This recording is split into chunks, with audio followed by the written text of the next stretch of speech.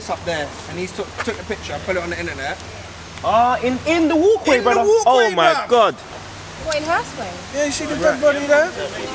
Huh? No, we ain't got no problems in the media. Okay, no, just... Okay. No, we're fine, thank you. All right, thank you very much. Yeah, we pay council tax. This is unlawful. And they're saying 12 spies. people's dead. Oh my Lord. It's too much.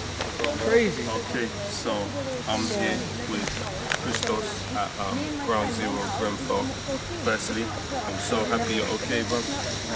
And the community loves you. And from now on, you'll be able to speak and, you know, tell the story that so many haven't lived to tell. And so, firstly, I wanted to ask you, where were you when you first became aware that Grenfell Tower was on fire? When I first was aware, it was a little bit later because I heard, I was actually in my bedroom, this was watching TV, and I heard some banging on my door, but I didn't really penny in it really and truly. I didn't, because if you don't phone me, or I'm not aware you come to my house, I don't open my door for no one. So it wasn't. But how I got aware of it is when the alarm went off, and then the smoke started coming to the room, and I started to hear noise at the back of my house. That's when I realised something wasn't right. What floor do you live on? I live on the 15th floor. And so what was your first thoughts when you realised that there was serious fire? My first thought was, I need to get out of here. I need to get out of here. I need to evacuate and get downstairs. That was my first thought. Right. And what was your first action? My first action was to open the front door. Right. And when I opened up the front door, I was confronted by a thick, dirty, smoky smell of smoke, and that's when I just closed back the door again. And that's when I rang the fire brigade. I rang them about 5, 6, 7 times, different ones, trying to get advice on what to do. And they're telling me basically that you need to go through there because they didn't say it in that kind of aspect, but basically they were saying that the building was very bad. Right, because the story that we were getting outside is that they were telling people to stay put. Is that not correct? Yeah, but when I phoned them, it was a little bit later. It was a little bit later because I was in there for 3 hours. Yeah. I actually got out at 4:30 or something. Right, so even though your first thought was to get out, you did stay put for about 3 hours? Yes, exactly. How come? How come? Because I didn't realise exactly what was really happening. Right. It's because I was on the phone to my brother at first, and I was saying to my brother, there's something happened, but I'm not sure what's happening. But I didn't think it was. At first, I didn't think it was that major because even if there was a fire, it's not gonna erupt like how it erupts. You don't see a fire. It's usually like there was a fire in Grenfell Tower, and it was so contained, but you didn't think it was going to explode, go like that. You don't think like that. You really don't think. So during those 3 hours between realising that the building was on fire and exiting the building, what was going through your mind? What was going through my mind is when I realised it was serious and I need to get out. That's when I had communication with the fire brigade.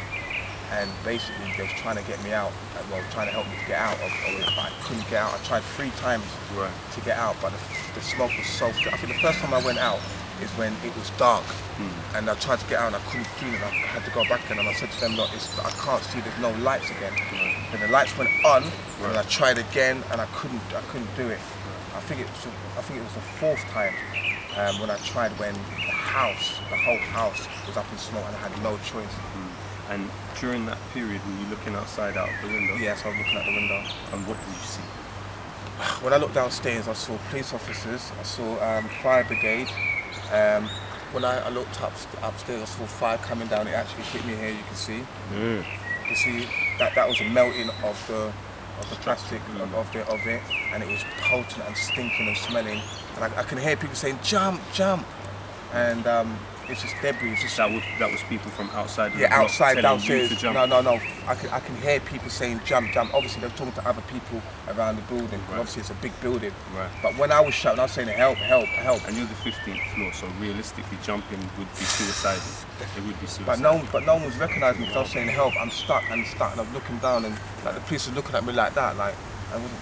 How many other people that were within the building were saying help from the windows? I couldn't hear it. It was just so much commotion. You could hear help, help, help, help. Right. It wasn't like they couldn't recognise. At the same time, a lot of things was happening. How am I going to get out?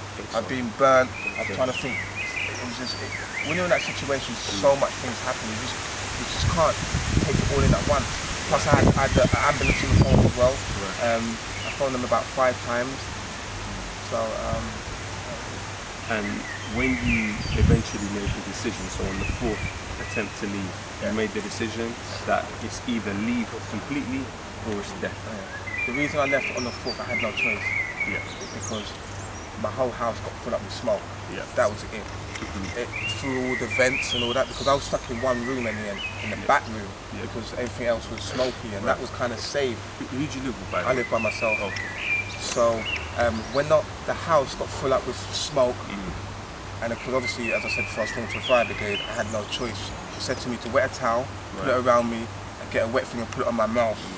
And that's it, I was talking to her on the floor. And then when the whole house got full up, that was it. I had no choice. So I made a run for it. I took a deep breath and I made a run for it. I opened the door and I went out the door. I fought my way down 50th floor and I was running down the stairs. But it was difficult because of the smoke and everything. Right. So you ran down 15 flights of stairs? Yes, I don't know how I done it. Right. And during those 15 flights of stairs, I estimate, even if you were running at your fastest and there were no interruptions, that would have taken you at least 5 minutes, man. At least 5 minutes. I remember, mate. I swear, it so felt quick. Right, and during that process, what was going through your mind? What did you come across as you were going down the stairs? When I was coming across downstairs, all I remember is stepping on things that were soft. And as I got around one of the bends, I fell down. And I remember specifically, he was an Arab man, I could see it. A lot of hair, long hair and beard, and he was laying on the floor and he was just like that. He was gone.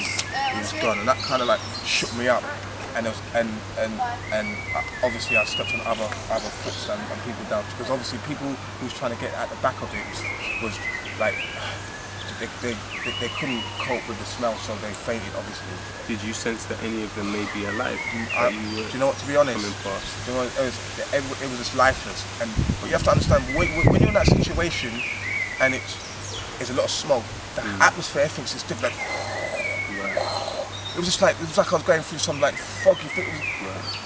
The whole it was just different. It wasn't like now, like you feel just everything. It was different. The atmosphere, everything was different. Because you got the smoke, you got everything that's different. The voice and everything was different.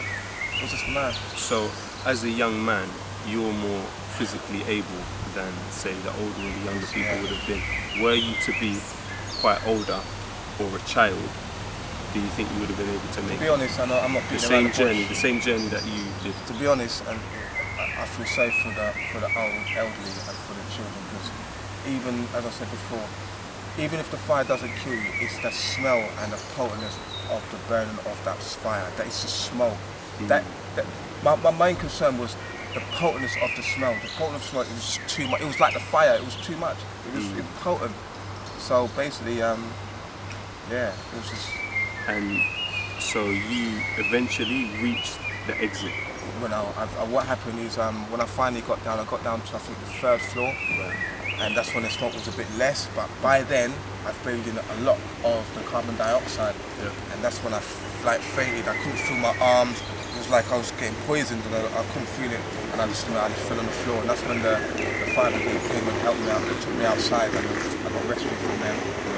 And did you lose consciousness at that point? Kind of. I was in and out of consciousness, in and out. I was feeling myself going. But I think when I got to the bottom of it, because there was fresh air, it kind of helped me a little bit more. And what it was, and then And so at that point, they took you outside of the block. Were you conscious that you were outside? Yes, I was conscious by then, but I was very, very dizzy. I couldn't feel my arms, I couldn't feel anything. It was like I was weak. And then at that stage, all I remember is that they took me down a few more stairs, like they held me up like that, because I couldn't feel my body. And then when we got to the bottom, then we were confronted by police officers with riot shield. And then they had to take me under them because there was debris falling down. So they rushed me out, they carried me out, and then they cut off my clothes. And then they started to put thing inside me. Right. And so they took you directly to hospital? Well, they put me on the floor first, cut off my top. So after the cut, at that stage, I couldn't breathe. Prison. Yeah. I couldn't breathe. I couldn't get into the floor. I felt weak. As I said before, I couldn't even lift up my hand. I couldn't breathe. It was just the man. Obviously, I was poisoned by then for the potency of it, and that's when they took me to the hospital. Obviously, it's a very hard question to ask, and possibly it's impossible for you to really be able to know. But in terms of you coming across what seemed to be dead bodies on the stairs down, would it be possible to know how many, or to know the identity of them? The only reason that I remember that one face is because when I got round the bend, I tripped over him. And when I tripped over him, when you're low on the floor, there's less smoke. Right. So I actually saw his face, like the tape of his face, and that kind of. And I just got up and I just ran downstairs, and it was just. But I know it was bodies I'm stepping on. It was soft. At first, I thought it was. I thought it was at first. I thought it was the pipes of the fire brigade going into each thingy, but it wasn't. I'm telling you, I know. And your neighbours, what do you know about their condition, and what did you know about what's happened? I don't know anything about the neighbours, but I know about specifically one of them, which I got told because my girlfriend's mum knows him. I got information that he lived there with 3 dogs. He had a son and he had a daughter. Apparently, they all got out safe, and I'm hearing 2 stories like he went up to go and get his daughter or the dogs, but he never came back out again. He was dead. And he loved his dogs. Or I'm hearing 2 stories, but I just heard from that it was actually his dogs he went to go and get, and he never came out. So in the period when you were then taken to hospital, how long was the period that you were on the ground? How long was it between exiting the building and going to hospital? On the ground, they say about time was. It was just everything. I'm just trying to fathom it, because I went with other people as well. Right. But they were calling us by different legal terminologies, like P1 or P3. He's a P1, he's a P3. That's just legal jargon. So I was in there. I was a P2 or something like that, where I had toxin in it, and there was other 2 P1s in it, 2 Asian women. And I think it said about half an hour, 45 minutes. But by then they were inserting me with things trying to clear out this system and all that. Do you know what hospital they took? Yeah, it was St. Thomas's. Do you know how many other people from Grenfell and St. Thomas's at that time? I don't think there was that much, the woman was saying. But on the ward I was in, I was by myself, and when I was in the main bit, where they take the blood test off me, because basically what happened is they took blood tests off me, and it was so high, so they had to bring it down, and I had to flush it out. I was on one of those things that you take a breather, and they had to put water in me as well. So they were trying to flush it out of my cells and all that. It was all in my cells. And then, And so, how long were you in hospital? I was in hospital. I got there about 5, and I got out the next day about 6 o'clock. 6 o'clock. Yeah, that's when it stabilised. And what was the first thing you did? The first thing I did is got my girlfriend to come and see me, and my family to come and see me, and I just went off with my girlfriend. And how aware were you of the magnitude of what had happened? Obviously, you'd seen to be honest, things that we from the outside I'll be honest with you. only saw. I'll be honest with you, I'm not going to stand it. I'm traumatised. I was crying a lot in the hospital. Every time I think about it, I'll be honest with you, I'm a man, I'm not stuck in the front. Actually, I'm traumatised. I'm crying a lot. I saw a counselling woman in there as well. Every time I think about it, or see, visualise, or feel that predicament I was in, like helpless, powerless, helpless, and it's gonna affect me. I know it's gonna affect me, and I'm a man to admit it. I've cried a lot thinking about it, and other people. It's traumatising. I'm not gonna lie. It's traumatised me. In terms of the building, in your estimation as a resident of the 15th floor, was the building ready for an incident like this? ready for an incident to happen, but it was not safe. Right. It was not safe. There's nothing about it that was safe. Right. In what way was it not safe? Safe in the fact of that the alarm went off a lot later. I think that was told there was no sprinkler, there meant to be some sort of sprinklers, and I think that one fireplace, there's only one exit out, Right. which means that the people who lived in there had to get out, and plus the fire gate had, and an incident like this, they would have been clashing each other. There has to be other exits. Right.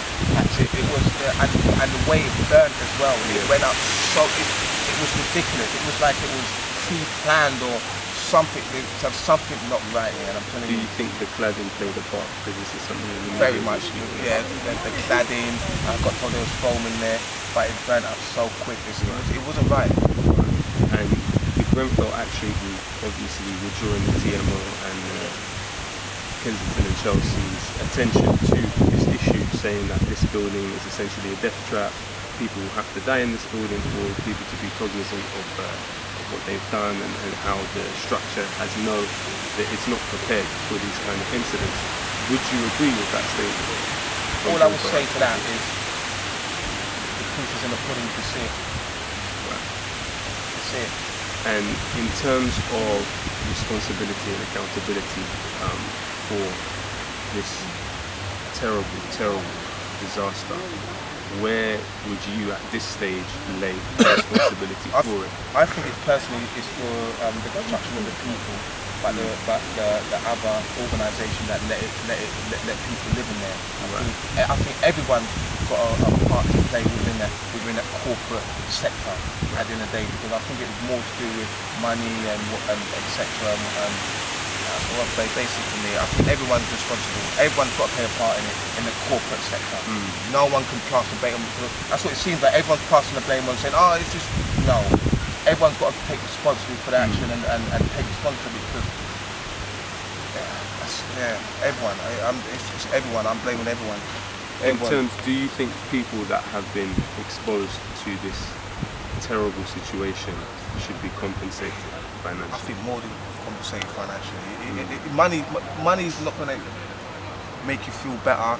It's not going to clear the mind, but it will help you settle out and try to get on with your life and try to move on. But more than that, I think it's more mental. It's all in your head. It's mental because for me personally, the images and all that it's really affecting me. Every time I think about it, it makes me you know. And in terms of other people that you know and love in the building, that we know and love in the building as a community, are you aware of their situations? Are there people who you may want to make an appeal about, that are missing, that you'd like to know about? To be honest, I've only been in there for 2 years, that building, and I know my neighbour because she's my girlfriend, but it's not like I knew anyone in there directly, but I said hello to certain people. I don't know their name, or certain people I go to the gym with. I didn't know them. I'm someone who keep myself to myself anyway. I'm just a hello, goodbye, how are you, smiles and all that. But I just hope that everyone, I just hope that, I don't know, I just want to say, I just hope that, you know, that everyone's very safe, everyone gets through this atrocity. I don't know, I just feel sorry for every single individual going through that, and it's something. Because at the same time, we know each other from two